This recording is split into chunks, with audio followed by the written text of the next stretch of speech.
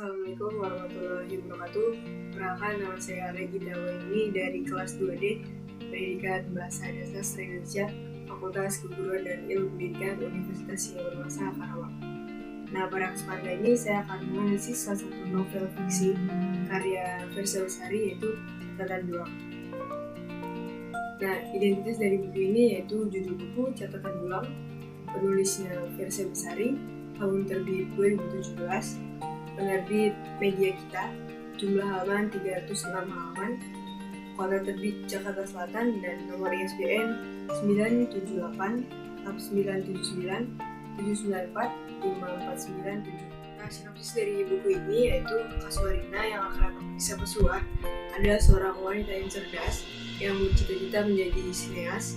Sebagai mantan mahasiswa jurusan desain komunikasi visual, Suar bisa dibilang amat berbakat dalam bidang yang tak hanya menjadi hobi, tapi juga menjadi cita-citanya sejak kecil.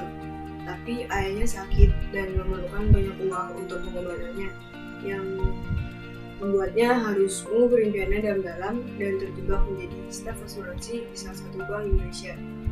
Sebenarnya tidak ada masalah dengan pekerjaan itu. Suar tergolong karyawan teladan, hanya saja lama-kelamaan Suar menjadi jenuh dengan kantornya karena memang bukan bidang ini yang ia sukai. Lalu pada suatu hari, saat ingin pulang ke rumah, Suar tidak sengaja menemukan sebuah buku bersampul merah. Buku yang sepertinya diari itu terjatuh di angkot yang ditumpangi Suar. Awalnya Suar berniat membaca buku itu demi menemukan pemiliknya agar bisa mengembalikannya, tapi ternyata buku tersebut justru membawa perubahan dalam hidupnya. Buku ini membuatnya mengambil keputusan dalam hidupnya. Dalam buku ini terdapat 4 bagian. Buku ini menggambarkan perkembangan karakter Suar serta perubahan-perubahan yang berani ia tempuh dalam hidupnya setelah membaca buku catatan bersampul merah milik Juang ini. Nah, pada bagian pertama menceritakan Suar yang lelah dengan pekerjaannya, tetapi berkat buku catatan bersampul merah, Suar berani untuk melangkah, berani untuk menatap masa depan dengan lebih positif, berani untuk kembali melihat cita-cita dan impiannya sejak kecil. Pada bagian kedua, Juang tidak hanya mengajak Suar untuk mulai maju melangkah memperbaiki hidupnya, tapi Juang juga lebih melihat sekitar, dan saya selaku pembaca diajak untuk merenungi fenomena dan peristiwa-peristiwa yang terjadi di bumi Indonesia ini. Isu nasional diangkat dan kepedulian sosial diuji.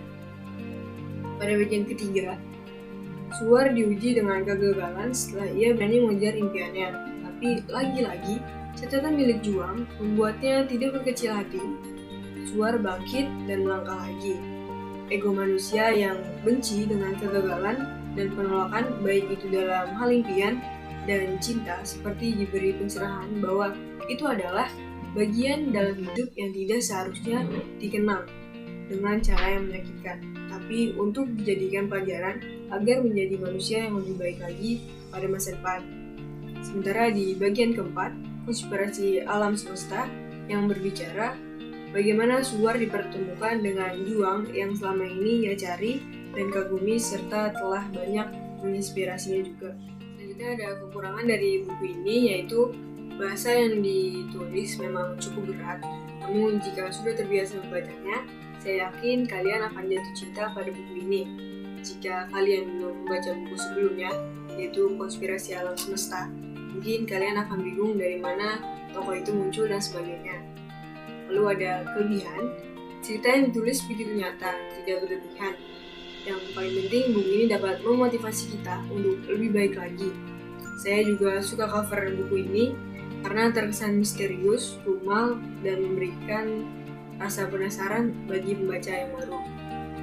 Buku ini bisa dikatakan kontinuitas dari novel sebelumnya, yaitu Konspirasi Alam Semesta. Bukan hanya soal sebuah permasalahan satu tokoh yang monoton, namun dalam penulisan, pembaca dapat menemukan berbagai isu pembicaraan mulai dari politik, ekonomi, sosial, teknologi, maupun lingkungan sekitar. Penulisan dan tata letak pun ditata sangat rapih dan sesuai dengan EYD sehingga membuat pembaca nyaman. Dan manfaat yang terkandung dalam buku ini adalah kita diajarkan untuk selalu meminta maaf, berterima kasih, menolong sesama, senang membantu, bertoleransi, menyuruhkan untuk berbuat kebaikan, peduli terhadap lingkungan, dan menghargai orang lain. Lalu pesan yang hendak disampaikan oleh penulis, terlebih-lebih untuk kaum muda di Indonesia, yaitu jangan cepat menyerah, selalu berusaha dalam menggapai mimpi, selalu bersikap jujur pada diri sendiri dan orang lain, bekerja keras, menepati janji, rendah hati, dan teguh dalam pendirian. Dan buku ini sangat cocok dibaca oleh anak muda yang seringkali cepat putus asa jika menerima kegagalan. Dalam buku ini banyak kata-kata motivasi yang membuat kita semangat untuk menjalankan hidup kita yang lebih baik lagi. Nah, cukup sekian analisis dari saya tentang buku catatan juang karya Firsa Bersari. Kurang lebihnya mohon maaf. Wassalamualaikum warahmatullahi wabarakatuh.